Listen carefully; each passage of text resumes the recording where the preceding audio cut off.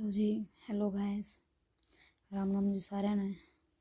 आज कुछ नया टॉपिक करते हैं जो कि आसान सा है, वर्क टाइम और एनर्जी। ज़्यादा मैं टाइम नहीं लेती, सिंपल सा बता देती हूँ। वर्क क्या होगा? वर्क जो डूइंग वर्क होता है, फोर्स इनटू डिस्प्लेसमेंट, जो से हम फोर्स लगाते हैं प्लस जो प्रीपोजिशन चेंज होती है वो क्या होता है? वर्क। जैसे वर्क है, वर्क क्या होगा? जैसे जनरली भाषा में हम ये कहते हैं कि काम किया, ये काम किया, वो काम किया, तो उसमें क्या होता है? फोर्स किसके गुणा हो जाता है? डिस्प्लेसमेंट। डिस्प्लेसमेंट डी एस इसलिए लगाया, शॉर्ट स्मॉल यूनिट आती है डिस्प्लेसमेंट की, इसलिए होता है वर्क इज डन। तो फिर जब हम इसको करते हैं फोर्स, हम इसको थीटे के उसमें लेते हैं क्योंकि एंगुलर होता है, वर्क का एंगल होता है। एक तो होता है एक्स एक्सिस, होते हैं दो एक्सिस होते हैं। एक एक्स एक्सिस होता है किसी भी ग्राफ में, एक होता है वाई एक्सिस होता है। तो जब एक्स एक्सिस पे कोई भी एंगल बनता है उसको हम साइन थीटा के तौर पे लेते हैं, और जो वाई एक्सिस में होता है, जो वर्टिकल होता है, उसको हम क्या लेते हैं? Cos theta. तो वर्क हम बेसिकली ये कहें, when the theta is greater than 90। तो अगर थीटा कोसिकेंड, जो कोस थीटा होता है, अगर वो पॉजिटिव होता है तो हम ये कहेंगे कि जो हमारा वर्क हो रहा है वो क्या है? पॉजिटिव। अगर theta is less than 90 degree, अगर हम एंगुलर देखते हैं, एंगल 90 डिग्री के एंगल से कम होता है थीटा, यानी कोस थीटे की जो वैल्यू होती है वो कम होती है, तो वो होता है वर्क नेगेटिव। नेगेटिव वर्क ये कहे कि एक इंसान, जैसे कि कोई कुली है स्टेशन पे सामान लेके खड़ा है, तो खड़ा रहेगा, हालांकि वो काम कर रहा है, बट वो क्या है,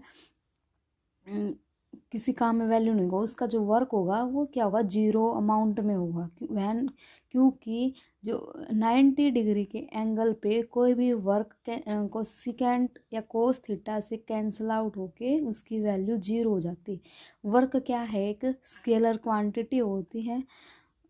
ये हो गया।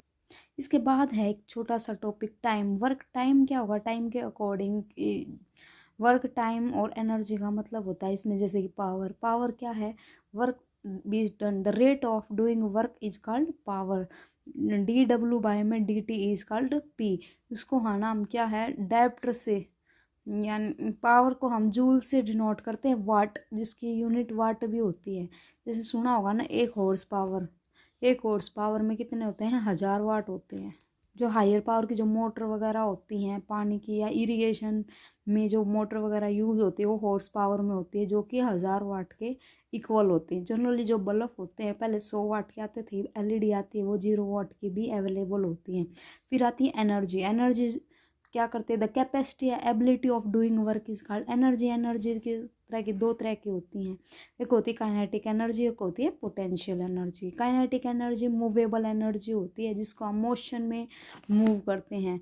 जैसे कि काइनेटिक एनर्जी, जैसे मूविंग, जैसे कोई फैन चल रहा है या फिर इंसान मूव कर रहा है, वो क्या होती है? काइनेटिक एनर्जी, जिसका फॉर्मूला होता है mv², यानी मास इनटू वेलोसिटी का स्क्वेयर हो जाता है। तो mv², half is equal to mv²। Total इसका डेरिवेशन से इसका फॉर्मूला निकलता है half is equal to mv²। फिर आती है पोटेंशियल एनर्जी, जो एक लिविंग फ्री फॉल के उसमें होती है, जिसमें कोई भी मोशन शो नहीं होता, मोशन नहीं होता यूज़, सिर्फ हम एबिलिटी देखते हैं डूइंग वर्क की, मोशन में नहीं होता, वो एक स्टेशनरी तौर पे होता है, जिसका फॉर्मूला था मास इनटू ग्रेविटी इनटू, और जितने हाइट पर ऑब्जेक्ट चल रहा है, जैसे ये है, तो इसका मास क्या होगा? m इंटू जी, जो ग्रेविटी होती है वो, और हाइट कितनी है वो, तो वो क्या हो जाती है?